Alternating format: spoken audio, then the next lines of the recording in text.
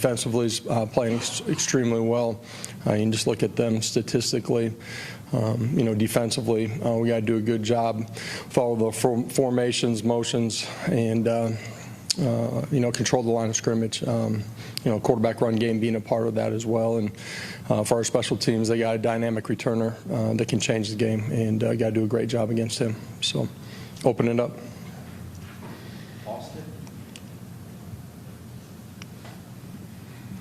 Does it help the fact that a few weeks ago with Florida, you were kind of preparing for two quarterbacks, and obviously they played two, Saturday night that are different top players? Does that help when your kids have seen something similar just a few weeks ago?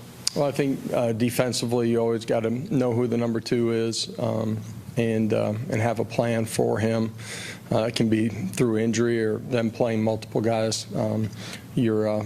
Your defense players need to understand, what type of player that is. Certainly for them, the quarterback run game is always a part of it. Second half of last week, played the younger kid, and for us, we got to do a great job of controlling the quarterback run game. That's a huge part of it, and understanding, this game. There's limited opportunities, and I'm just talking about possessions during the course of the game. All three phases got to play that well together.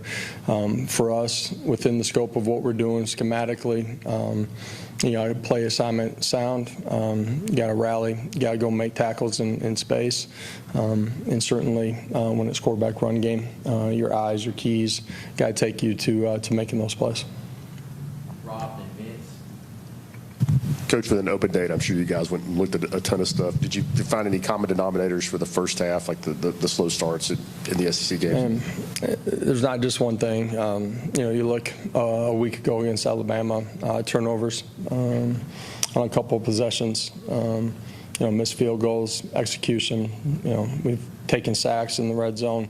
It's a combination of all of us being a little bit better, coaches and players together. There was a couple of weeks where teams were showing you different looks defensively and changing the structure. How much at this point in the season are you still seeing teams do things differently than what they've shown on tape prior to? There's always subtle changes in every football game. For a couple of weeks there, it was a little more dramatic than usual. Young quarterback having an opportunity to see things throughout. You hear me say it, like he's going to get better with every rep that he takes. And our players having a better understanding of some of that, puts us in a better position to be successful. Josh, the first playoff rankings come out after this game. You guys are in a logjam of a lot of teams under consideration. People decide that. How do you make your case to those people that decide whether or not you guys are a playoff team? Yeah, you make your case by going and controlling what you control, which is your performance on Saturdays, and your preparation takes you there.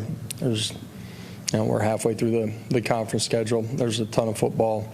If you're worried about the end result, you're going to make them mistakes you can't afford on the way to the end. And for us, being present, being in the now, preparing in a great way, continuing to grow as a football team. You guys hear me say it. Players hear me say it. Good teams continue to get better.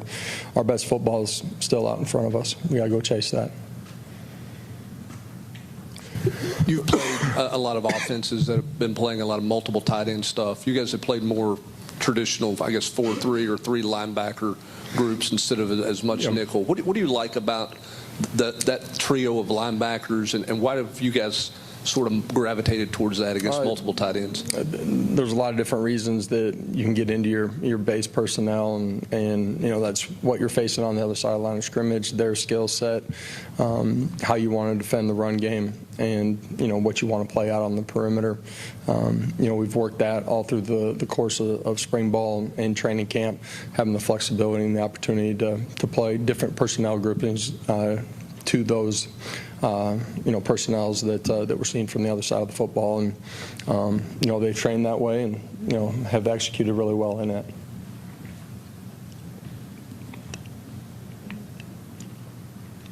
I'm sure it's never perfect, but just how high of a level do you think Jermon McCoy is playing for you right now? Yeah, it is never perfect. You're chasing it every day, but he's playing really good football, playing with great discipline at the line of scrimmage, and his press technique He's got the athletic traits to recover when it's not perfect at the line of scrimmage. He's doing a great job of playing the 50-50 ball, back shoulder fades or vertically all the way down the football field.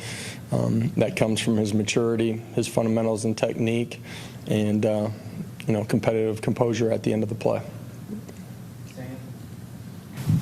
Going off of that, what has allowed your mod to have this, transition just so early on and be making this big of an impact?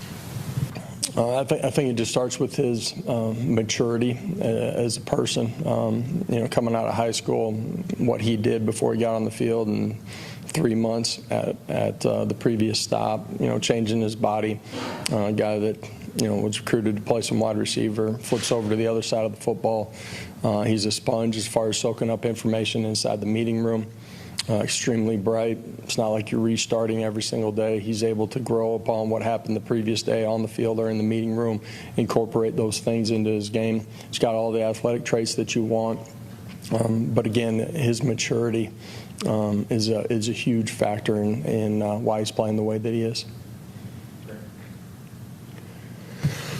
I'm curious, when you have a second open date like this, I know you go to get better every day and guys are improving every day, but can a young guy or someone who's not played a lot really make hay, so to speak, during an open date and really change kind of the course of how much he can help you? Or at this point in the season, is that a little bit unfair, unrealistic? No, I made the point to our football team the Monday after, the last football game, that how you prepare, it's not just during bye week, how you practice. Like, you keep the immediate gratification result doesn't come after one practice. Like, you just keep stacking days, and good things inevitably happen. And there's great examples of that, on our football team during the course of the season. And so every player, not just young players, continuing to invest and improve is really critical. And you start showcasing those things, being consistent on the practice field, and it will translate over to game day, and that's the challenge for all of us. Rob.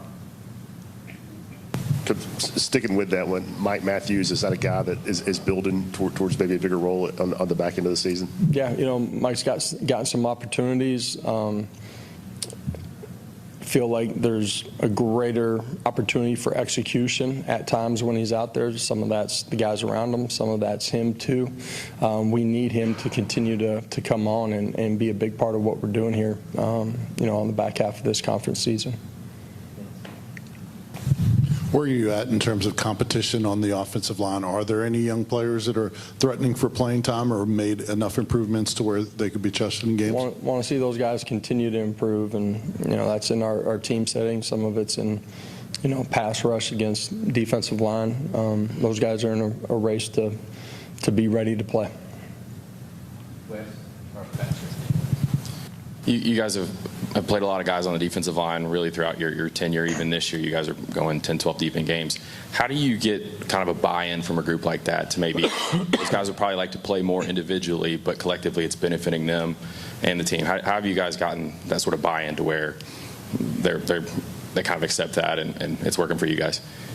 Well, I think it comes from them being connected in the meeting room, understanding those guys are playing at a high level, how playing multiple guys makes us better later in the football game and throughout the course of the season. And when teammates recognize that guys are ready to play, they understand that they've earned the right to go out there and play. And at the end of the day, it's made our defensive line and our defensive unit stronger. Josh, I guess pretty much anytime you play an SEC team, you're going to see some guys up front that give you problems. But with Walker for Kentucky, how many problems does that guy present with sort of his size and athleticism? Yeah, your original statement is true. Like, it's, the difference in this league and everywhere else around the country. You're going to see elite players with great physical traits and athleticism. He's a guy that is a dominant player. As they move him around in his front, he's able to play within their scheme extremely well. Uses his hands. He's physical. He's active, disruptive. He's a really good football player. But their D-line in general has great size and plays extremely well with pad level. What have you seen from Kentucky's second and third level with guys like Derek Jackson when it comes to impacting your all's pass game? Yeah, they got length, athleticism. They'll play multiple fronts, 3, 4 down, drop 8 at time.